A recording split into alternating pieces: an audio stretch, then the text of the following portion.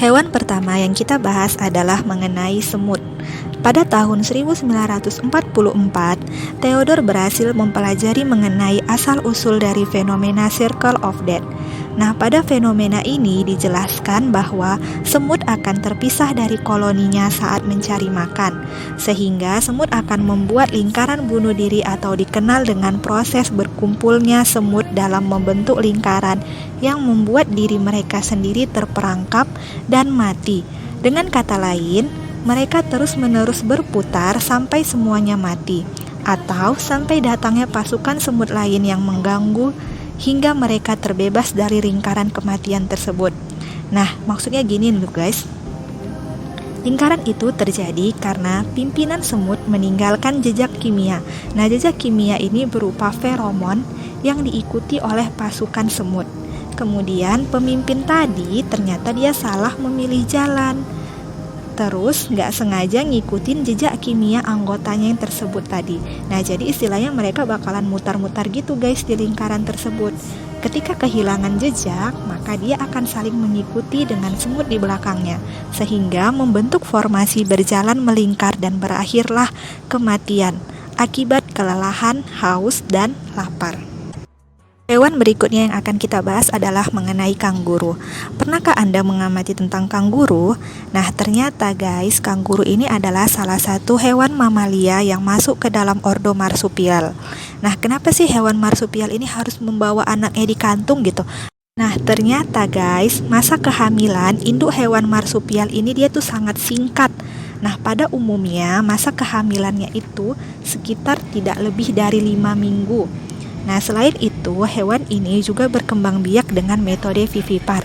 Kita kan sudah bahas tuh guys, apa sih pengertian dari vivipar tadi? Nah, namun pada hewan marsupial ini, dia ini tidak memiliki tali pusar. Seperti yang kita tahu pada video sebelumnya, tali pusar itu berguna untuk memberi makan anak yang masih di dalam kandungan. Pada hewan marsupial, ingat ya guys ya, pada hewan marsupial, dia itu tidak memiliki tali pusar gitu. Nah, lalu si anak itu dapat memperoleh makanan dari mana? Nah, karena dia dilahirkan saat berusia kurang dari 5 minggu, maka ukuran yang dilahirkan itu sangat kecil, sekitar 2,5 cm aja guys.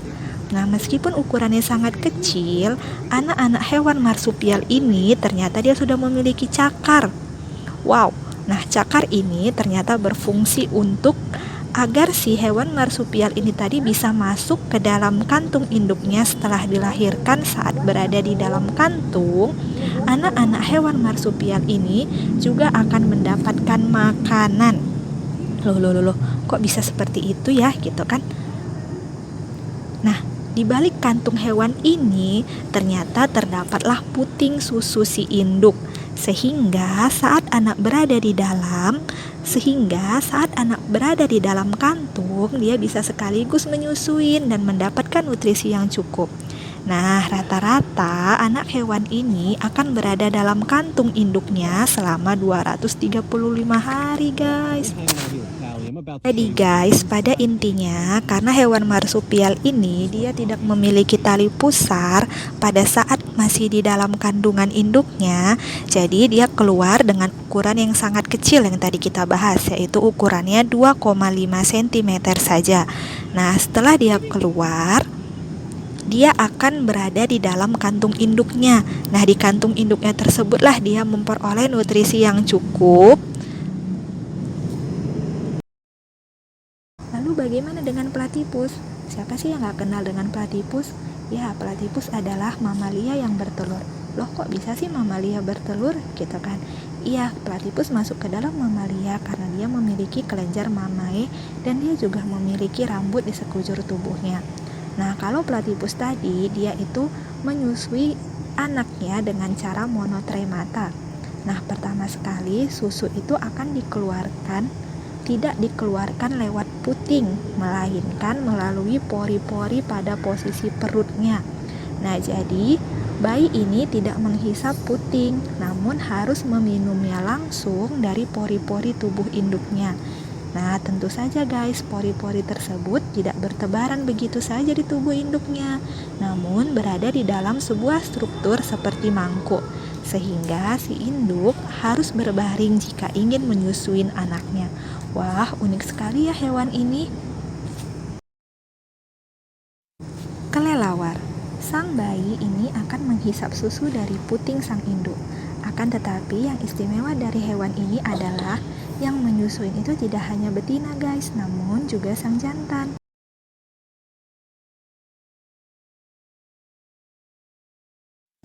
Halo guys, pernah nggak sih kepikiran bagaimana sih caranya lumba-lumba tersebut atau paus bisa bernapas? Sementara paus dan lumba-lumba yang kita ketahui kan memiliki paru-paru. Terus bagaimana dia bernapas? Terus kenapa juga sih kita sekarang sering kali melihat lumba-lumba muncul ke permukaan atau paus dalam film-film mengeluarkan air? Nah, bagaimana sih hal tersebut terjadi? Nah, ternyata guys, untuk dapat bernapas, kepikiran bagaimana sih caranya lumba-lumba tersebut atau si lumba-lumba tadi paus bisa harus naik ke permukaan air dan lumba-lumba yang kita ketahui kan memiliki paru-paru. Saat bernapas, bagaimana dia bernapas? Menggunakan kenapa juga sih kita sekarang sebagai kali masuknya udara lumba muncul ke permukaan ini akan terbuka saat dia naik ke atas mengeluarkan air dan akan tertutup kembali saat dia berada di bawah permukaan. Untuk dapat bernapas, mamalia laut ini oksigen, dia akan naik ke atas permukaan air, yaitu harus naik mengeluarkan udara lembab untuk dan hangat dari paru-paru. Nah, saat udara hangat ini bertemu dengan udara dingin di atas permukaan air, maka terjadilah lubang ini akan terbuka saat ia naik ke atas permukaan. Kondensasi adalah perubahan wujud benda ke wujud yang berada di bawah seperti gas. Nah, mamalia laut uap air dia akan cairan atas permukaan akibat air paus ini untuk mengeluarkan udara lembab air hangat dari paru-paru. Nah, saat udara hangat ini bertemu dengan udara dingin di atas permukaan air, maka terjadilah peristiwa kondensasi. Seperti yang kita tahu, kondensasi adalah perubahan wujud benda ke wujud yang lebih padat, seperti gas atau uap air menjadi cairan. Nah, akibatnya si paus ini tadi dia akan menyemburkan air di atas kepalanya. Nah, hal inilah mirip seperti kita bernapas di udara dingin, keluar udara atau uap air dari mulut kita. Oke, seperti yang kita tahu guys. Nah, paus ini dia merupakan hewan mamalia. Nah, kalau mamalia berarti dia melahirkan, benar nggak? Ya, benar, melahirkan. Coba kita bahas lagi ya, apa sih ciri-ciri umum dari hewan mamalia? Nah, pertama sekali ciri umumnya adalah dia memiliki rambut. Lalu kalau paus rambutnya di mana ya guys ya? Nah, ternyata paus ini pada saat mereka masih kecil gitu atau pada saat masih embrio, mereka sudah memiliki rambut ini guys. Nah, rambutnya itu berada di mana? Iya, rambutnya berada di bawah hidungnya. Lalu lama-kelamaan rambut tersebut ini akan hilang dengan sendirinya. Lalu ciri-ciri berikutnya dari hewan mamalia adalah memiliki kelenjar mamai atau kelenjar susu. Lalu bagaimana sih cara mamalia laut ini menyusui anaknya? Gitu kan guys. Tapi dia memiliki kelenjar susu. Nah, kalau kita umpamakan dia memiliki kelenjar susu, berarti menyusuinya di laut susunya tercecer dong. Yuk kita bahas yuk mulai satu-satu. Nah, bayi paus dan lumba-lumba ini berenang di bawah tubuh induknya untuk meminum susu. Kelenjar susu pada mamalia laut ada dalam porsi terbalik. Nah, bayi mereka akan memberikan stimulus yang membuat kelenjar susu si induk terlihat. Si induk ini tadi akan menyemprotkan susunya langsung ke dalam mulut sang bayi. Sang bayi hanya perlu memegang puting dengan mulutnya tanpa harus menghisap. Berbeda sekali kan guys dengan kita manusia.